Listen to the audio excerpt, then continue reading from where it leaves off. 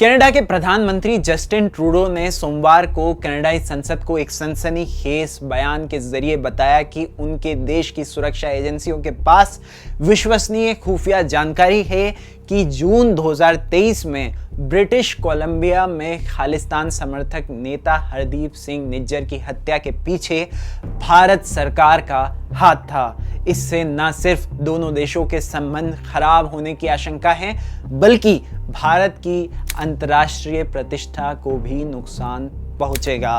Trudeau के आरोप के बाद वहां के विदेश मंत्री मेलानी जोली ने आधिकारिक घोषणा की कि कनाडा के एक वरिष्ठ भारतीय राजनयिक को निष्कासित भी कर दिया गया है, जिसके बाद भारत सरकार ने भी कनाडा के राजनयिक को निष्कासित कर दिया और 5 दिनों के भीतर भारत छोड़ने के लिए भी कह दिया।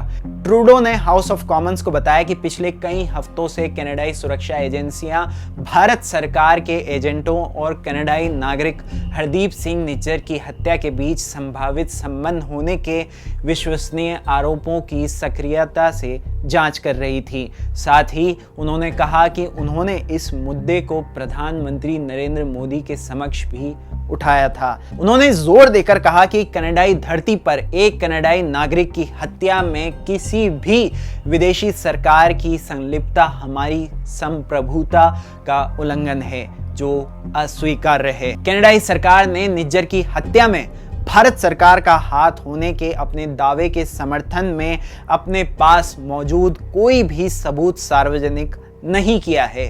विदेश मंत्री मेलाना जोली के कार्यालय ने यह भी कहा कि निष्कासित भारतीय राजनयिक पवन कुमार राय हैं, जिनकी पहचान उन्होंने भारत की खुफिया agency research and analysis wing यानी कि रॉ के कनाडा प्रमुख के रूप में की है।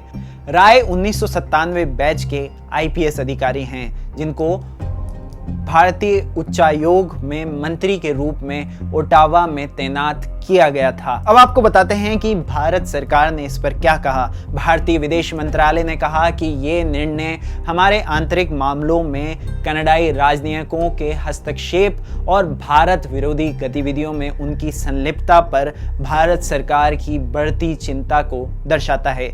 इससे पहले भारतीय विदेश मंत्रालय ने मंगलवार की सुबह ही एक बयान में कहा कि वह कनाडा के प्रधानमंत्री और विदेश मंत्री द्वारा लगाए गए आरोपों को खारिज करते हैं। बयान में यह भी कहा गया कि कनाडा में हिंसा के किसी भी कृत्य में भारत सरकार की संलिप्तता के आरोप हास्यास्पद और प्रायोजित हैं। भारत सरकार ने यह भी आरोप लगाया कि कनाडा खालिस्तानी आतंकवादियों के प्रति सहानुभूति रखता है और इन आरोपों से असली मुद्दों से ध्यान भटकाने की कोशिश कर रहा है। बयान में कहा गया, इस तरह के निराधार आरोप खालिस्तान आतंकवादियों और चरमपंथियों से ध्यान हटाने की कोशिश करते हैं, जिन्हें कनाडा में आश्रय प्रदान किया गया है और जो भारत की संप्रभुता और क्षेत्रीय अखंडता के लिए खतरा बने हुए हैं। इस मामले पर कनाडाई सरकार की निष्क्रियता लंबे समय से और निरंतर चिंता का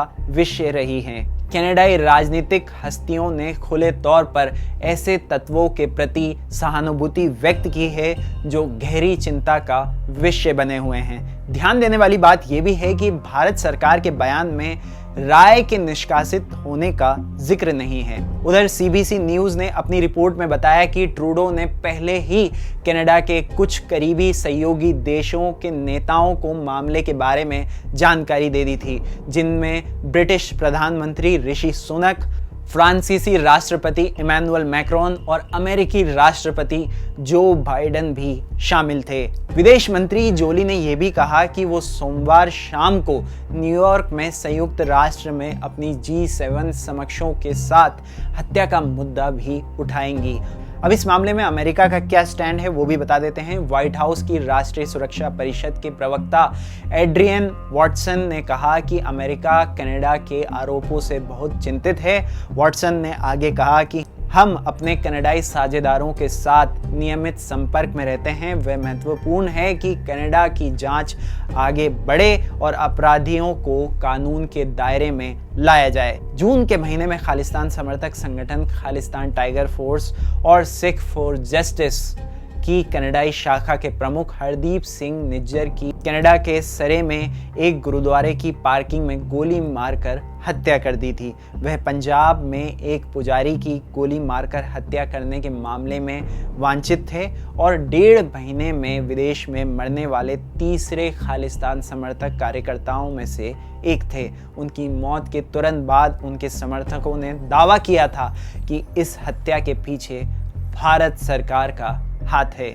इसके बाद भारत और कनाडा के बीच संबंध तनावपूर्ण हो गए हैं। इससे पहले जब G20 सम्मेलन हुआ था तब प्रधानमंत्री ट्रूडो और प्रधानमंत्री मोदी के बीच बैठक तनावपूर्ण भी रही थी। इसके अलावा आप लोगों को ये भी बता देते हैं कि ये ऐसा पहली बार हुआ है हाल के सालों में कि जब पाकिस्तान के अलावा किसी अन्य विदेशी सरकार ने सीधे तौर पर भारत पर उनके क्षेत्र में हिंसा की घटना में शामिल होने का आरोप लगाया हो। साथ ही हाल ही में 2 हाई प्रोफाइल मामलों में आरोप लगाए गए हैं कि भारतीय सुरक्षा बलों और खुफिया एजेंटों ने विदेशों में अंतर्राष्ट्रीय कानून का उल्लंघन किया है। कनाडा में न्यू डेमोक्रेटिक पार्टी के नेता जगमीत सिंह ने ट्रूडो के खुलासे पर प्रतिक्रिया व्यक्त करते हुए कहा कि मोदी सरकार ने विभाजन, हिंसा, उत्पीड़न किया है और उन लोगों पर हमला कर रही है जो इसके आलोचना करते हैं, इस सरकार की आलोचना करते हैं। जब कनाडाई प्रधानमंत्री G20 शिखर सम्मेलन के लिए भारत में थे, वह एकमात्र नेता थे जो शनिवार शाम भारतीय राष्ट्रपति द्वारा आयोजित आधिकारिक भोज में शामिल नहीं हुए थे। कनाडाई सरकार के एक सूत्र के हवाले से CBC ने अपनी एक रिपोर्ट में यह भी बताया कि ट्रूडो की NSA जो G20 के लिए दिल्ली में थी, चुपचाप ओटावा के लिए बजाय लंदन चली गई, जहां उन्होंने ब्रिटेन की सरकार को सूचित किया कि भारत के साथ कनाडा के संबंध अब खराब होने वाले हैं, क्योंकि कनाडा के पास भारत सरकार को निज्जर की मौत से जोड़ने की विश्वसनीय सबूत हैं। वीडियो देखने के लिए आप सभी का बहुत बहुत शुक्रिया। मेरा नाम याकूत अली है, कैमरे के पीछे है जीशान कास्कर। ये रिपोर्ट अगर आपको पढ़नी हो तो आपको ये रिपोर्ट वायर की हिंदी और इंग्लिश वेबसाइट पर मिल जाएगी। रिपोर्ट देवी रूपा ने लिखी है।